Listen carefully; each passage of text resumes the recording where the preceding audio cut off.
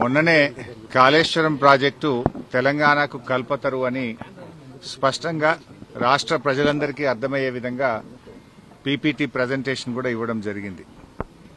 సరే, రాజకీయ దురుద్దేశంతో కాంగ్రెస్ పార్టీ ఈ కమిషన్ను ఏర్పాటు చేసిన న్యాయ వ్యవస్థ మీద, రాజ్యాంగం మీద పూర్తి గౌరవము, విశ్వాసం ఉన్నటువంటి పార్టీ బీఆర్ఎస్ పార్టీ.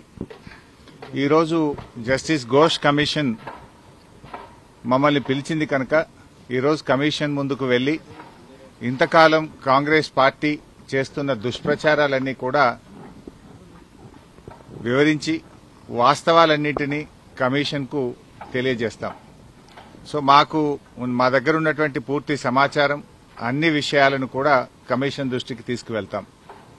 గత కొంతకాలంగా కొంతమంది వ్యక్తులు, కొన్ని పార్టీలు వాళ్ళు ఉద్దేశపూర్వకంగా బీఆర్ఎస్ పార్టీ మీద రాజకీయ కక్షతో బురద జల్లేటువంటి ప్రయత్నం చేస్తా ఉన్నారు.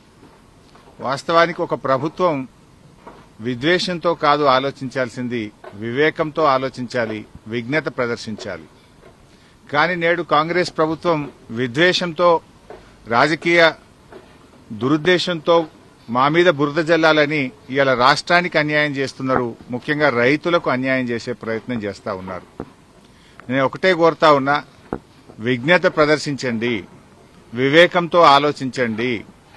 ఈ రాజకీయాల కోసం తెలంగాణ రాష్ట్రం యొక్క నీటి హక్కులను కాలరాయొద్దు అని చెప్పి ఈ ప్రభుత్వానికి హితవు పలుకుతా ఉన్నాను. సరే, అంతిమంగా ఎందుకంటే మాకు రాజ్యాంగం మీద, దేవుడి మీద నమ్మకం ఉన్నటువంటి పార్టీ, అంతిమంగా న్యాయం గెలుస్తుంది, ధర్మం నిలబడుతుంది, వాస్తవాలు ప్రజలకు అర్థమవుతాయి. అందువల్ల ఈరోజు కమిషన్ ముందుకు వెళ్తున్నాం. కమిషన్ మమ్మల్ని అడిగిన ప్రతి ప్రశ్నకు పూర్తి స్థాయిలో సమాధానాలన్నీ కూడా చెప్తాం, వాస్తవాలన్నీ కూడా వివరిస్తాం.